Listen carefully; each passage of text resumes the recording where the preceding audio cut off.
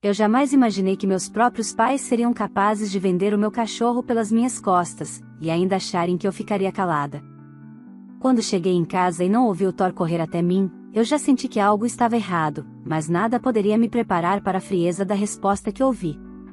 Naquele momento, eu descobri que o amor deles por mim tinha preço, e que eu valia menos do que um celular novo para a filha da minha irmã. Só que o que eles não sabiam é que aquela decisão foi o ponto final de uma vida inteira de abusos silenciosos.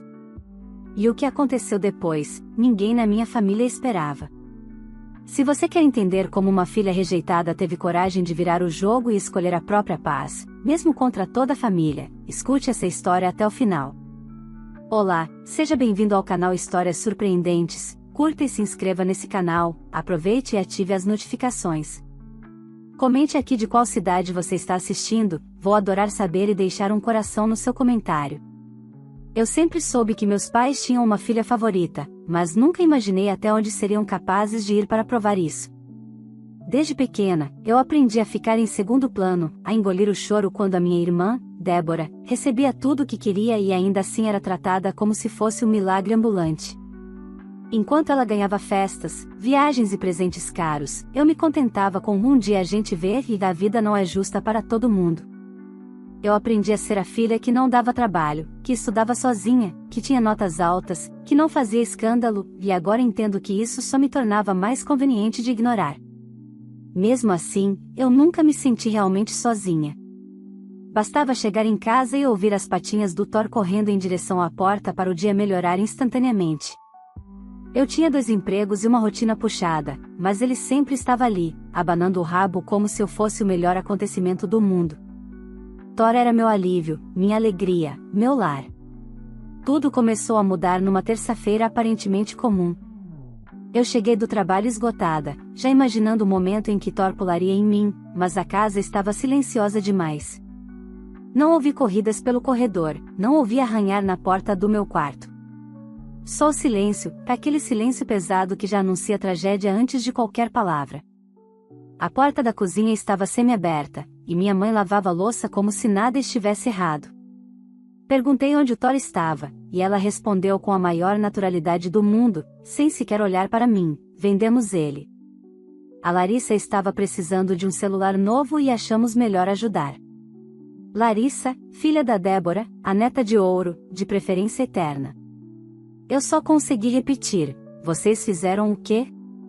E minha mãe, com o mesmo tom de quem comenta a previsão do tempo, disse apenas: foi o certo a fazer. Você é adulta, não precisa de cachorro. Senti meu corpo todo tremer. Não chorei, não gritei, não implorei. Mas algo dentro de mim se rompeu naquele instante. Eles não apenas venderam o Thor. Eles venderam a única coisa que eu tinha que realmente me fazia sentir amada. E fizeram isso acreditando que eu ia aceitar, porque sempre aceitei. Porque sempre fui a que se calava. Subi para o quarto atordoada, tentando respirar, tentando acreditar que aquilo era só algum mal-entendido, mas nada fazia sentido. A coleira dele estava pendurada no gancho da minha porta como sempre esteve. Os brinquedos no canto do quarto. O pote de ração ainda cheio. Eles planejaram tudo às escondidas. Enquanto eu trabalhava, enquanto eu confiava, eles decidiram que meus sentimentos valiam menos do que um celular de última geração. Naquela noite eu não dormi.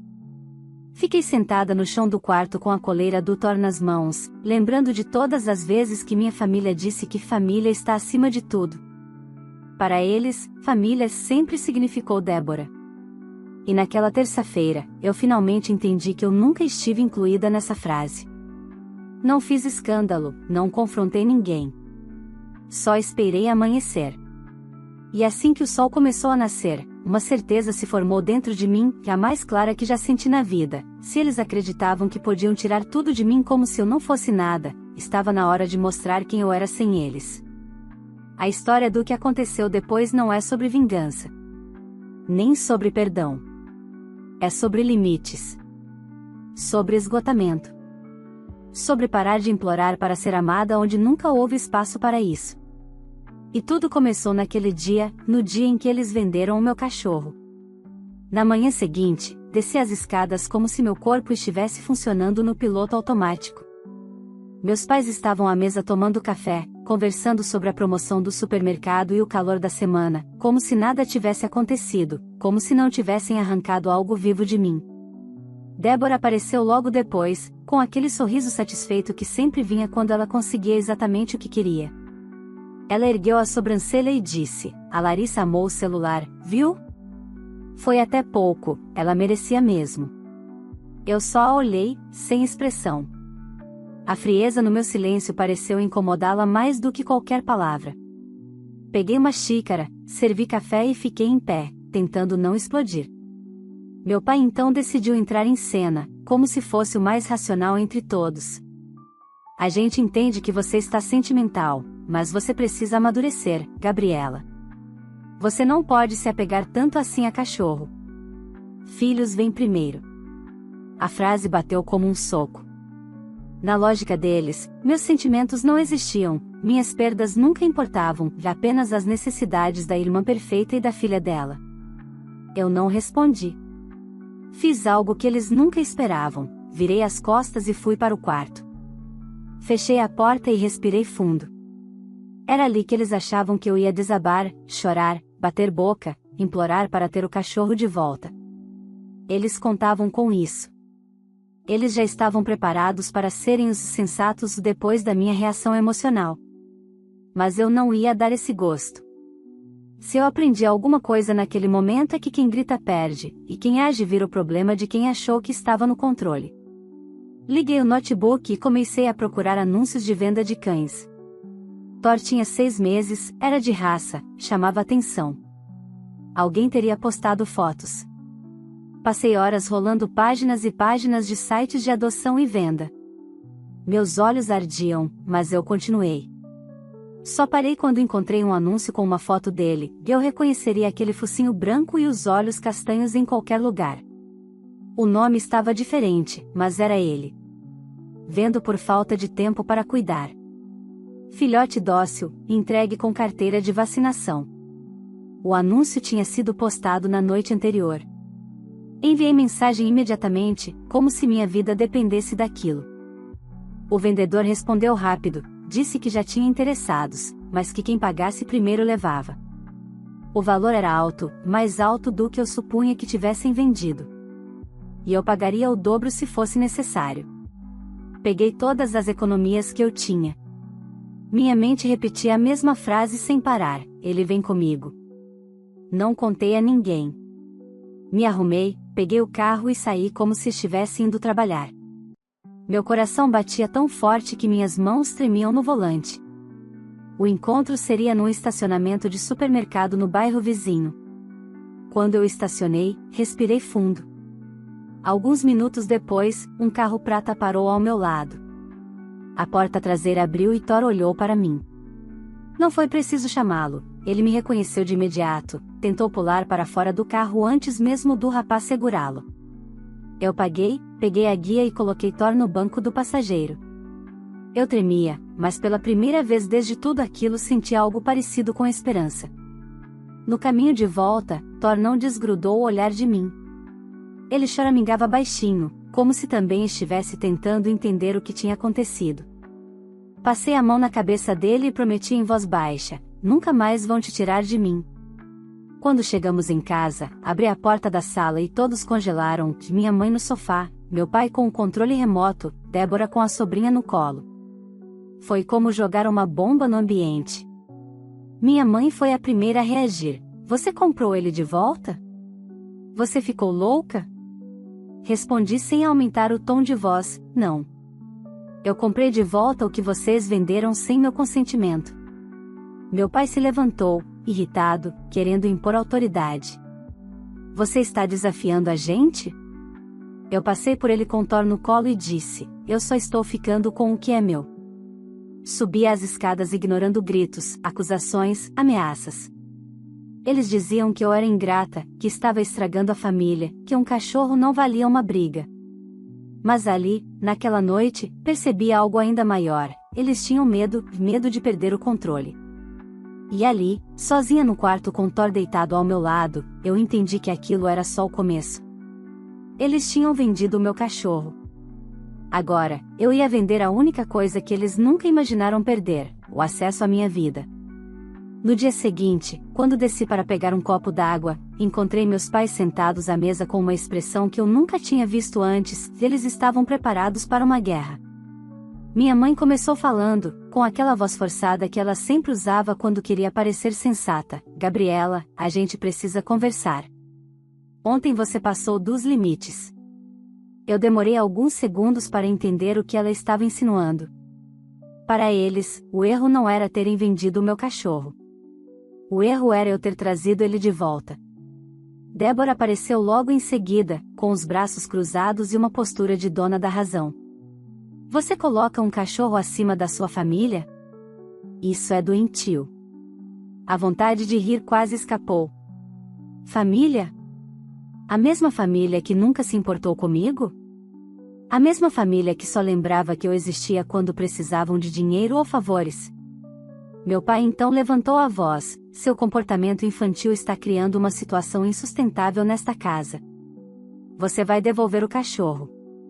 E vamos encerrar este assunto. A forma como ele disse vai fez alguma coisa queimar dentro de mim. Eles não estavam pedindo. Eles estavam ordenando, como sempre. Aquela era a hora exata em que, durante anos, eu teria baixado a cabeça, pedido desculpas e feito o que eles queriam para evitar conflito. Mas eu não era mais a mesma. Olhei para os três, um por um, e falei: não. O Thor fica comigo. E eu não vou discutir isso. Não gritei, não tremi, não chorei. A firmeza da minha voz desarmou todos eles. A resposta veio rápida e previsível. Minha mãe levantou da mesa batendo a mão no tampo. Enquanto você morar aqui, vai fazer o que nós mandamos. Ela esperava submissão, mas recebeu silêncio. Eu virei as costas e subi para o quarto. Não bati portas. Só ignorei. E ignorar foi muito pior para eles. Naquela noite, a retaliação começou. De repente, meu celular parou de funcionar. Sem sinal. Sem internet móvel. Fui checar o modem, a senha do Wi-Fi tinha sido trocada. Fui até a cozinha para perguntar e minha mãe, com um sorriso de canto, respondeu: enquanto você continuar com aquela afronta lá em cima, não vamos pagar por luxo para ninguém. Meu celular, que eu mesma pagava, tinha sido removido do plano da família. O Wi-Fi, que eu também ajudava a pagar, agora estava proibido para mim. Eles achavam que eu ia descer, discutir, pedir desculpa, implorar. Eles contavam com minha dependência. O que eles esqueceram é que o cartão que pagava todas as contas da casa era o meu. Meses antes, minha mãe tinha me convencido a colocar as contas da família em uma conta conjunta comigo, dizendo que seria mais prático. Na época, eu acreditei. Agora eu enxergava, tinham plantado essa conveniência esperando colher controle. Subi para o quarto, fechei a porta, e sentei na cama com o laptop no colo. Graças ao cabo que eu escondia conectado diretamente ao modem, eu ainda tinha acesso. Abri o aplicativo do banco e senti uma mistura de nojo e alívio. Gasolina para o carro da Débora. Parcelas do celular novo que ela ganhou no mês anterior. Mercado caro. Jantar no rodízio com a família inteira. Assinaturas que eu nunca usei. Compras de R$300, R$500, R$1.200. E sempre a mesma frase quando eu questionava: depois a gente ajusta. Eles nunca ajustaram nada. Com poucos cliques, eu transferi todo o dinheiro para uma nova conta só minha. Depois removi a autorização de uso. Em seguida liguei para o banco e denunciei as compras não autorizadas, enviando comprovantes e capturas de tela. A atendente disse que havia grandes chances de reembolso. Quando fechei o notebook, meu corpo estava leve. Não de vingança, de liberdade. Na manhã seguinte, minha mãe apareceu na porta do meu quarto com um tom preocupado que beirava a atuação. Gabriela, o cartão não passou no mercado.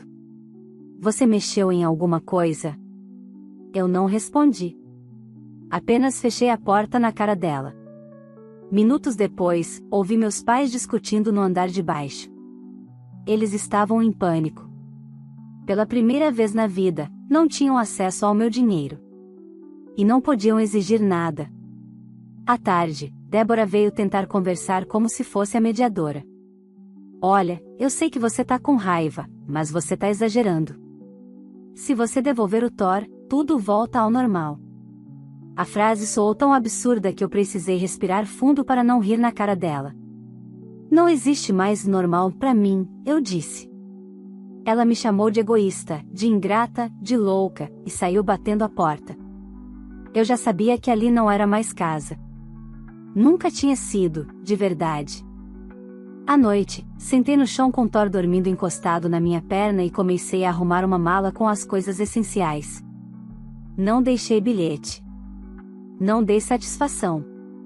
Não pedi permissão. Quando coloquei a guia no Thor e saí pela porta, senti algo novo percorrendo meu corpo, não medo. Não culpa. Alívio. E esse era só o primeiro passo para a vida que, finalmente, era minha. Eu não tinha um plano perfeito quando saí de casa naquela noite. Tudo o que eu sabia era que eu não voltaria. Dirigi sem destino imediato, com Thor deitado no banco de trás, até me lembrar de um convite que ouvi meses antes no trabalho. Beatriz, uma colega com quem eu nunca fui tão próxima, tinha dito uma vez que se eu precisasse de um lugar para respirar, a porta da casa dela estava aberta. Na época, achei só gentileza. Naquela noite, virou salvação. Mandei mensagem perguntando se poderia ficar alguns dias. A resposta foi instantânea: vem. Aqui sempre cabe mais um, e um cachorro também. Quando estacionei em frente ao prédio dela, senti pela primeira vez em muito tempo como era ser bem recebida. Beatriz não fez perguntas, não quis explicações, não quis detalhes. Apenas abriu a porta, apontou pro sofá e disse: amanhã te dou o quarto de hóspedes. Hoje você descansa. Aquilo já era mais apoio do que eu tinha recebido em anos na casa dos meus pais. No entanto, a paz durou pouco. Algumas horas depois, meu celular, agora usando um chip pré-pago, começou a vibrar sem parar. Primeiro minha mãe, depois meu pai, depois Débora. Mensagens longas, cheias de tentativas de culpa, acusações, dramatizações. Você está nos destruindo, isso é por causa de um cachorro, você é ingrata, seu quarto ainda está lá, você só precisa parar com o drama. Não respondi. E o silêncio foi como gasolina pro desespero deles. As mensagens começaram a mudar de tom. Estamos preocupados com você, volta pra casa, vamos conversar. Você precisa de ajuda, a gente te ama, não faz isso com a gente. Eu li todas e apaguei sem responder. Porque eu finalmente enxergava, nenhuma daquelas frases significava amor. Significavam controle. O amor deles sempre veio condicionado à minha utilidade. 2 dias depois, a retaliação evoluiu. E dessa vez não foi silenciosa. Beatriz me chamou na sala segurando seu celular e com uma expressão tensa: tem uma mulher e um homem no portão do prédio perguntando por você. Disseram que precisam falar com você urgente. Meu coração gelou. Meus pais tinham ido até lá. Eu olhei pelo interfone. Lá estavam eles, minha mãe com olhos marejados, mas não de tristeza, e sim de frustração, e meu pai com a postura rígida, seguro de que só a presença dele resolveria tudo. Eles queriam que eu descesse. Diziam que era importante. Que a família precisava se unir. Eles sempre usavam a palavra família como arma.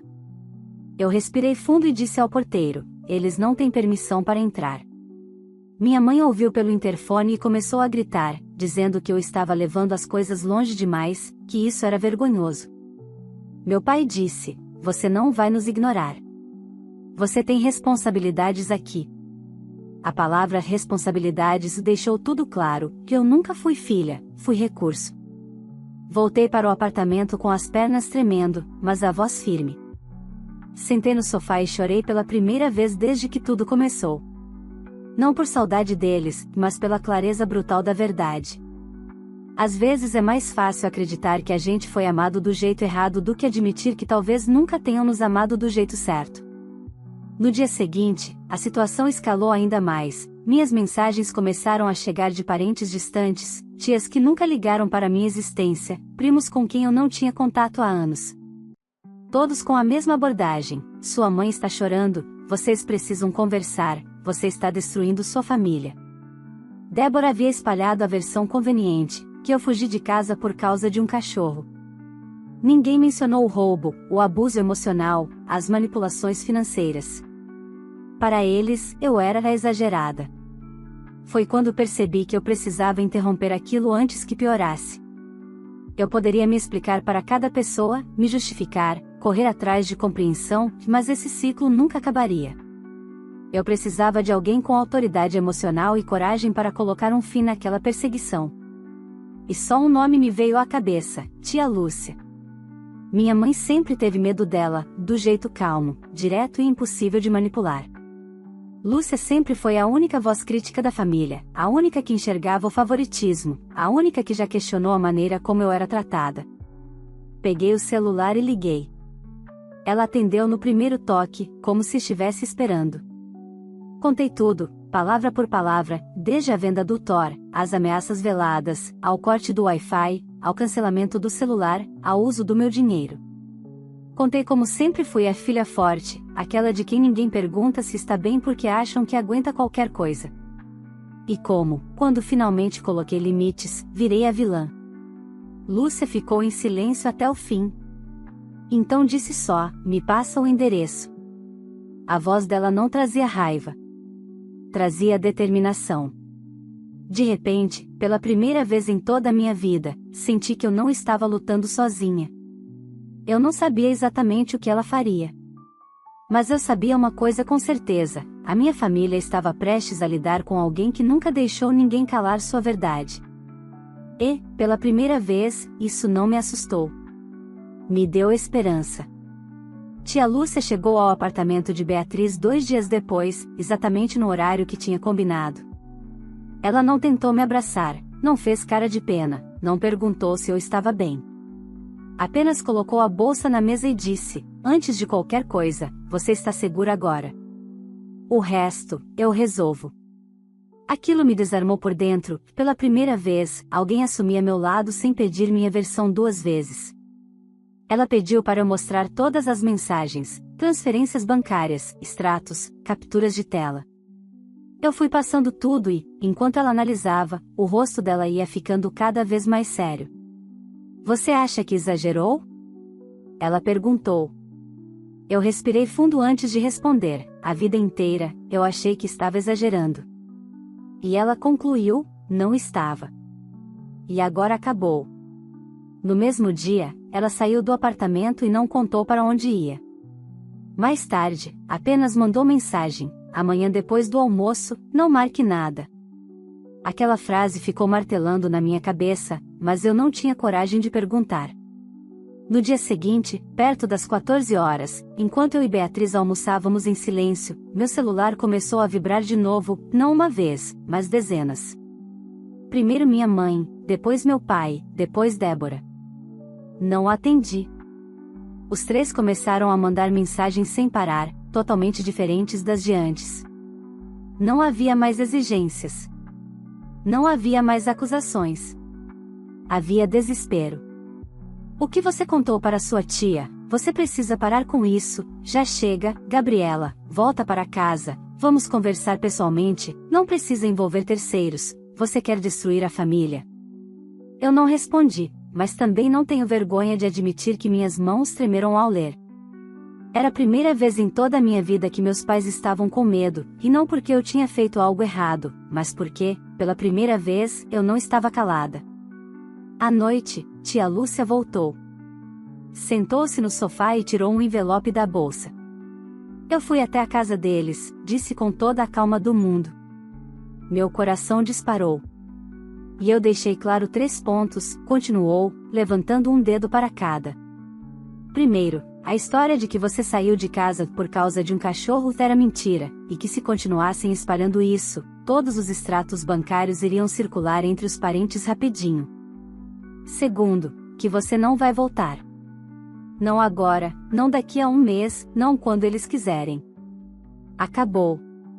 E terceiro, Se tentar impressionar você, aparecer no seu prédio, controlar sua vida, ou tentar te manipular emocionalmente, eu pessoalmente vou garantir que cada pessoa dessa família, e fora dela, saiba exatamente o tipo de pais que eles são. Quando ela terminou, eu simplesmente fiquei em silêncio. A força dela era algo que eu nunca tinha experienciado. Não era vingança, era proteção. Era alguém dizendo, com atitudes e não com palavras, que eu merecia paz. Mas minha família não aceitaria a derrota com facilidade. Na manhã seguinte, Beatriz me chamou porque o porteiro tinha deixado um recado na portaria. Meus pais tinham ido lá de novo, insistindo em me ver. Quando não conseguiram, deixaram uma caixa. Eu sabia que não devia descer, mas a curiosidade foi maior do que eu. A caixa tinha uma foto da nossa família num parque aquático quando eu tinha uns 9 anos. E um bilhete escrito à mão pela minha mãe: nós erramos, mas você também errou. Volte para casa para conversarmos como família. Eu nem fiquei com raiva, fiquei exausta. Quando mostrei para Lúcia à noite, ela apenas respirou fundo e disse: eles não estão arrependidos. Eles estão tentando recuperar o controle. E então ela fez algo que mudou tudo, colocou um contrato simples na minha frente. Era um termo de não contato. Nada jurídico oficial, apenas um documento escrito à mão, mas com força emocional inegável. Nele dizia que qualquer tentativa de aproximação ou perseguição seria considerada assédio. Não é para mandar para eles assinarem. É para mandar uma foto desse documento. Uma fronteira. Um limite.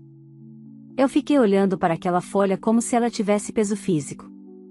Era a primeira vez que eu via o limite da minha vida desenhado, preto no branco. No dia seguinte de manhã, eu tirei uma foto do documento e enviei nos 3 grupos familiares, um por um: o grupo dos meus pais, o grupo da família toda e o grupo que minha irmã tinha criado para coisas importantes. Não escrevi nenhuma palavra adicional. Depois coloquei o celular na mesa e sentei no chão com Thor, que dormia espalhado como se a vida finalmente tivesse parado de exigir dele alertas constantes. Durante alguns minutos, eu só fiquei em silêncio, ouvindo o som do mundo andando lá fora, bem distante do caos emocional que eu carreguei por anos. Alguns segundos depois, as notificações explodiram. Primeiro minha mãe, depois meu pai, depois minha irmã, todos reagindo da única forma que sabiam, acusando. Isso é absurdo, você está doente, você está sendo manipulada pela sua tia, isso é uma palhaçada, você está envergonhando nossa família. Eu não respondi. Apaguei os 3 chats. E bloqueei todos. Naquela noite, chorei, mas pela primeira vez, não porque eu estava sendo ferida. Chorei porque, pela primeira vez, eu estava me escolhendo. E eu ainda não fazia ideia do que estava por vir. Depois que bloqueei todo mundo, o silêncio chegou como uma onda estranha. Quase assustadora no começo. Anos vivendo em alerta, anos esperando gritos, cobranças, drama, mensagens inesperadas, e de repente nada. Eu acordava e não tinha ninguém exigindo algo. Ninguém me chamando de ingrata, ninguém me lembrando que eu devia algo. A paz é barulhenta quando você nunca a teve. Com algumas semanas na casa da Beatriz, comecei a procurar um apartamento. Não queria morar perto dos meus pais, nem perto da Débora. Queria um lugar onde ninguém soubesse meu nome, onde eu existisse sem precisar justificar quem eu era. Depois de visitar vários imóveis velhos, pequenos ou absurdamente caros, encontrei um apartamento simples, num bairro tranquilo. Um quarto, sala pequena, piso frio e paredes brancas recém-pintadas. Não era bonito, mas era meu. O suficiente para mim e para o Thor. Assinei o contrato com uma caneta que tremia na minha mão. Não era medo, era liberdade se instalando dentro do meu peito pela primeira vez. A mudança foi rápida. Eu não tinha muito. Algumas roupas, meus livros, meu notebook, e Thor. Cada objeto que eu colocava no apartamento parecia simbolizar uma vida nova. Quando coloquei a vasilha de água do Thor no chão da cozinha, senti que ali era o nosso lar. Ele deitou ao lado e suspirou, como se também soubesse que ninguém nunca mais ia tirá-lo de mim. Nas primeiras semanas, nenhuma notícia da família. Parecia bom demais para ser verdade, até que um sábado pela manhã o interfone tocou. Não reconheci a voz da mulher que pediu para entrar, dizendo que tinha uma entrega para Gabriela. Pedi que deixasse na portaria. Quando desci, encontrei uma caixa com meu nome escrito à mão. Dentro, uma foto da nossa família na praia, eu devia ter uns 10 anos, e no verso um bilhete: ainda dá tempo de voltar. Joguei o bilhete no lixo. A foto coloquei no armário mais alto da casa.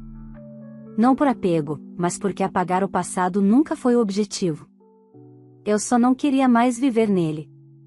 Depois daquilo, meus pais tentaram outros caminhos. Um e-mail de 2 parágrafos. Depois um e-mail de 3 páginas. Depois mensagens de números desconhecidos. Depois recados enviados por parentes. Todas as tentativas tinham o mesmo formato: primeiro culpa, depois drama, depois exigência. Nós erramos, mas, sempre um mas. Eles não queriam pedir perdão. Eles queriam reaver o controle. Eu segui firme. Não respondi. Não argumentei. Não me expliquei. Eu já tinha gastado a vida inteira tentando explicar minha dor para pessoas que nunca tiveram intenção de entendê-la. E enquanto eles tentavam recuperar o acesso à minha vida, eu estava ocupada construindo uma. Consegui um emprego remoto em uma startup, o que me permitiu finalmente trabalhar sem passar todo dia em frente à casa onde fui criada. Fiz matrícula numa aula de fotografia no Centro Cultural do bairro. Pela primeira vez, vi meu reflexo no espelho e não ouvi uma voz interna dizendo: não é suficiente. Beatriz continuou presente, mas de forma leve, sincera, só amizade. Lúcia também, não como guardiã, mas como alguém que sabia que toda mulher que aprende a colocar limites vira outra pessoa. Às vezes ela aparecia para tomar café e dizia: como está a paz? E eu respondia, silenciosa. Os meses passaram, e eu percebi que a pior parte não era viver sem minha família, era admitir que viver com eles nunca foi realmente viver. Thor floresceu junto comigo. No início, ele se assustava quando alguém falava mais alto na TV, como se esperasse confusão. Depois passou a dormir tranquilo, de barriga para cima. Ele aprendeu os barulhos do prédio, os horários dos passeios, e se acostumou a deitar ao meu lado enquanto eu editava fotos ou escrevia no meu caderno. E toda vez que ele encostava a cabeça no meu colo, eu lembrava que tudo começou no dia em que tentaram arrancá-lo da minha vida. Certa noite, sentei no chão da sala, luz baixa, silêncio gostoso, e abri um álbum de fotos antigas. Não um movimento de saudade, mas de conclusão. Agora eu conseguia olhar sem sangrar. Houve momentos bons? Sim. Mas momentos bons nunca anulam abusos constantes.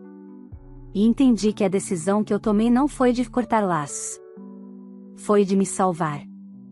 Algumas pessoas se afastam da família porque querem. Eu me afastei porque não foi possível ficar e sobreviver emocionalmente ao mesmo tempo. No meu aniversário, meses depois, o interfone tocou. O porteiro avisou que tinham tentado deixar flores da família. Pedi para devolver. Sem hesitação. Sem dor. Sem culpa. Não foi vingança, foi proteção. Ali, no fim daquele dia, assistindo Thor dormir com a barriga para cima, entendi que a maior prova de evolução não foi gritar, nem enfrentar, nem expor ninguém. Foi escolher a paz e manter a porta fechada para tudo que me tirava dela. Eu não voltei. Não voltarei. E não preciso que ninguém entenda. Minha vida começou no dia em que a deles deixou de mandar na minha. Se essa história fez sentido para você e despertou alguma reflexão, deixe o seu like. Isso ajuda muito o canal a continuar trazendo histórias envolventes e emocionantes como essa. Aproveite para se inscrever e ativar o sininho, porque aqui sempre tem história nova que pode mudar a maneira como enxergamos família, limites e amor próprio. Agora eu quero saber a sua opinião. Se você estivesse no lugar dessa filha, teria coragem de fazer o mesmo? Você escolheria sua paz mesmo que isso significasse se afastar de pessoas da própria família? Eu quero muito saber o que você faria. E me conta também de qual cidade você está assistindo este vídeo. Vou responder e deixar um coração no seu comentário como forma de agradecimento pelo seu apoio e por acompanhar essa história até o final. Comente, curta, se inscreva e compartilhe essa história com alguém que você sabe que precisa ouvir isso hoje. Obrigado por estar aqui.